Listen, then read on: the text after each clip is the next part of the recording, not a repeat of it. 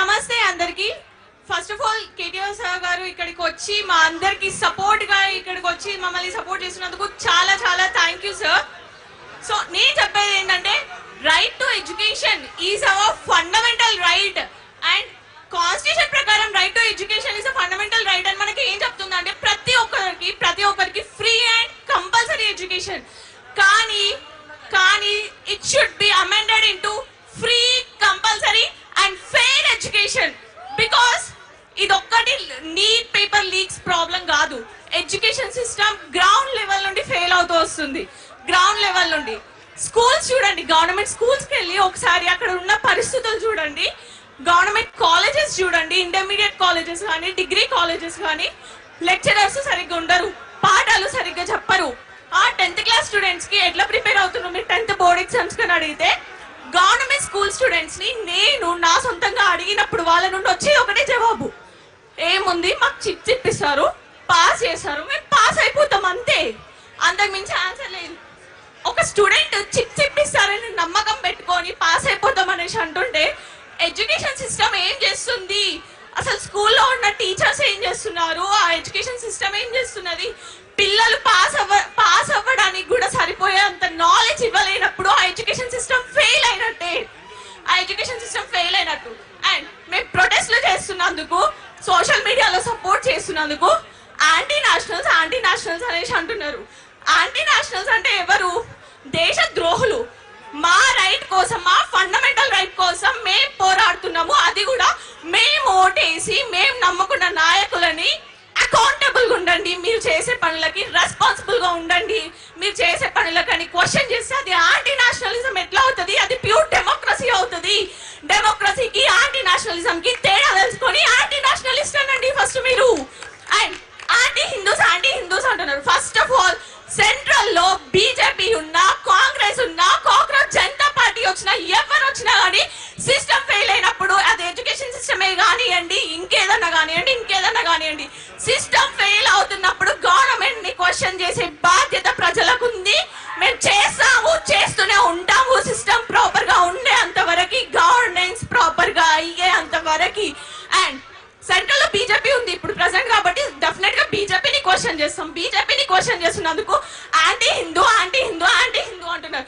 First of all basic common sense ఉండే religion is different, politics is different. Religion is personal beliefs, politics is societal governance. దానికి తేడా తెలుసుకొని మాట్లాడండి.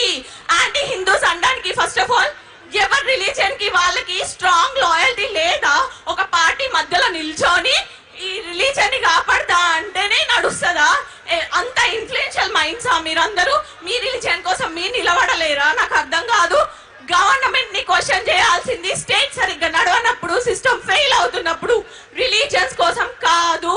Politics is different and religion is different. అవి రెండింటిని వేరుగా చూసి మన నాయకుల్ని ఎన్నుకున్న రోజు మన బతుకులు బాగుపడతాయి. అది తెలుసుకోండి. ఫస్ట్ క్యాస్ట్ ని బట్టి, రిలీజన్ ని బట్టి వీళ్ళు నా కులమోడు, వీడు నా రిలీజనోడు, నేను ఈయనకు ఓటేస్తే మా కులం బాగుపడుతుంది, మా రిలీజన్ బాగుపడుతుంది అనుకున్న రోజులు అట్లాంటి ఓట్లు వేసే వాళ్ళ బతుకులు మారవు, మా బతుకులు మారనివ్వరు. ఇది మార్చుకోండి ఫస్ట్.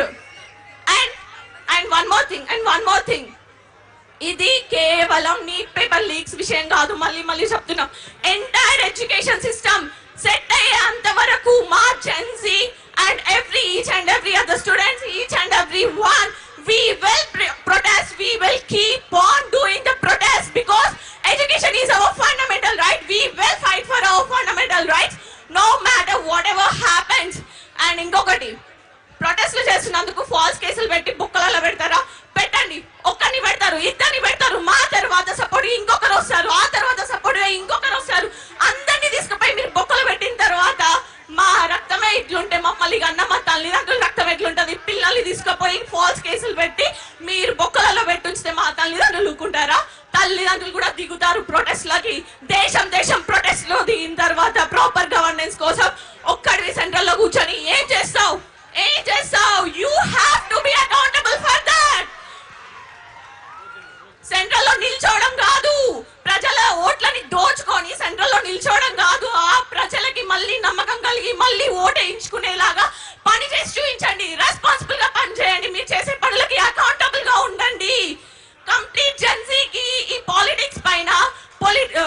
పొలిటికల్ లీడర్స్ పైన నమ్మకం పోయేలాగా చేసుకోకండి. Because we look up to you. మేము మిమ్మల్ని నమ్ముకొని మేము ఓటేసినాము. మేము మీ స్టేజ్ వరకు రాలేకనే కదా మా వాయిస్ మీరు మాట్లాడతారనేసి, మా కళలు మీరు తీరుస్తారనేసి, మా ఓట్ల రూపంలో మిమ్మల్ని నిలబెట్టుకుంటుండే మీరు you keep on failing us every time we vote, you keep on failing us. Thank you very much.